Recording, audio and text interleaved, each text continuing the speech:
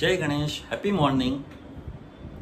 ભગવાન કે ઘર દેર હૈ અંધેર નહીં હૈ, આ વાક્ય બિલકુલ સાર્થક છે, ટ્રાયલ એન્ડ ટેસ્ટેડ છે અને તેની સાર્થકતા પુરવાર થયેલી છે. જે વ્યક્તિ જે કંઈ પણ કર્મ કરે છે તેનું તે વ્યક્તિને યથાયોગ્ય યથા સમયે યોગ્ય સમયે ફળ મળે જ છે.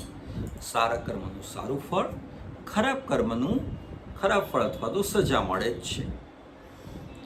આ મુદ્દા પર 1980માં કર્ઝ નામની હિન્દી મૂવી બની હતી, જેમાં સ્ટારકાસ્ટ હતા ઋષિ કપૂર અને ટીના મુની. આ મુદ્દા પર અમુક એક્ઝામ્પલ પણ તમને આપીશ. એક જજ સાહેબ મોર્નિંગ વોકમાં નીકળ્યા હોય છે, જ્યારે આછું પાતળું અજવાળું હોય છે, સૂર્યોદય થવાની તૈયારી હોય છે.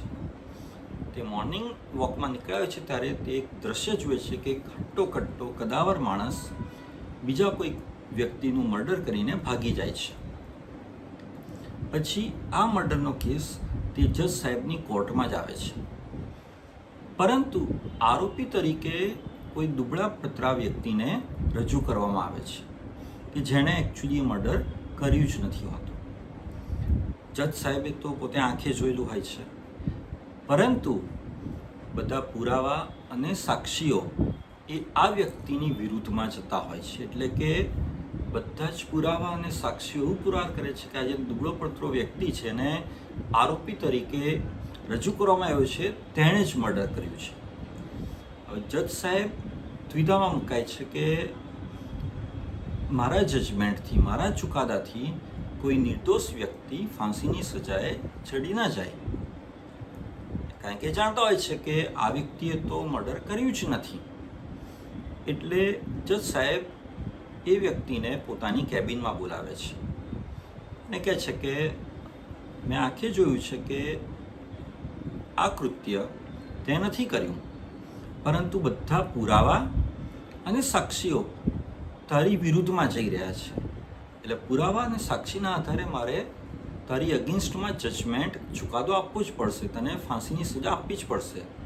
પરંતુ એ પહેલાં હું એ જાણવા માગું છું કે ભૂતકાળમાં તે કોઈ એવું કૃત્ય કર્યું છે કે જેની સજા તે ના ભોગવી હોય ને બીજા કોઈએ ભોગવી હોય, અથવા તારા દોષનો ટોપલો તે બીજા કોઈના માથે નાખી દીધો હોય. એટલે પછી એ વ્યક્તિ કબૂલ કરે છે કે હા સાહેબ, ભૂતકાળમાં મેં એક મર્ડર કર્યું હતું, પણ તેનો દોષનો ટોપલો મેં બીજાના માથે નાખી દીધો હતો અને એ વ્યક્તિને ફાંસીની સજા થઈ હતી.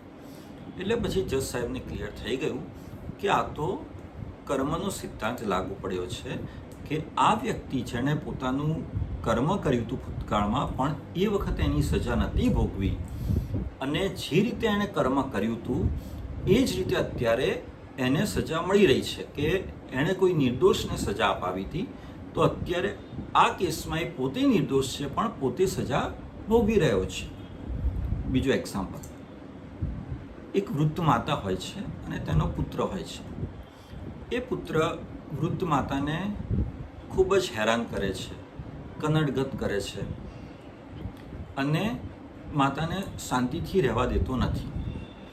એટલે આજુબાજુના આડોશી પડોશી, ઓળખીતા પાળખીતા, સગાવાલા બધાને થાય છે કે આ માતા બિચારી સાવ શાંત છે, દયાવાન છે, પણ એનો પુત્ર એને બહુ જ કનડી રહ્યો છે, બહુ જ એને ત્રાસ આપી રહ્યો છે. આવું કેમ થઈ રહ્યું છે?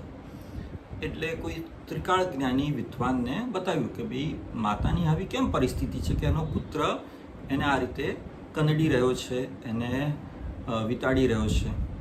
તે ત્રિકાળ જ્ઞાની વ્યક્તિએ કહ્યું કે ગયા જન્મમાં આ જે માતા છે તે પત્ની હતી અને પુત્ર છે તે તેનો પતિ હતો, અને આ જે માતા છે એ ગયા જન્મમાં બહુ જ કર્કશ, ગુસ્સાવાળી અને તમોગુણી હતી. એટલે કે એનો પતિ નોકરીએથી આવે ત્યારે એને શાંતિથી બેસવા બી ના દે, આવે એટલે તરત જ પોતાનો ગુસ્સો, પોતાનો ત્રાસ, પોતાની ટીક અને પોતાનો કર્કશ અવાજ ચાલુ કરી દે. પાણીનો પ્યાલો બી ના આપે એ પહેલાં બધું એનું ત્રાસ ચાલુ થઈ જાય. અને એકવાર તે બંને વચ્ચેનો ઝઘડો એટલું એક્સ્ટ્રીમ પોઈન્ટ પર પહોંચી ગયો કે આ માતા જે ગયા જન્મમાં પત્ની હતી તેણે છૂટું કોઈક વાસણ કે સાધન એવું અણીદાર પોતાના પતિ પર ફેંક્યું કે તે પતિનું મૃત્યુ થઈ ગયું.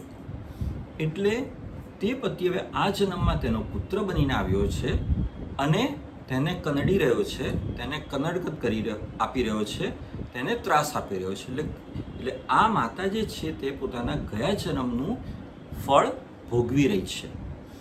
એટલે કર્મનું ફળ તો ભોગવવું જ પડે છે. ભગવાન કે ઘર દેર હૈ અંધેર નહીં હૈ, ઉપર વાલા સબ દેખતા હૈ.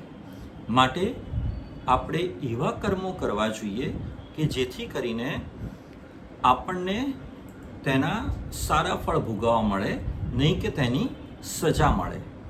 ખુશ રહો, મસ્ત રહો, સ્વસ્થ રહો. Thank you.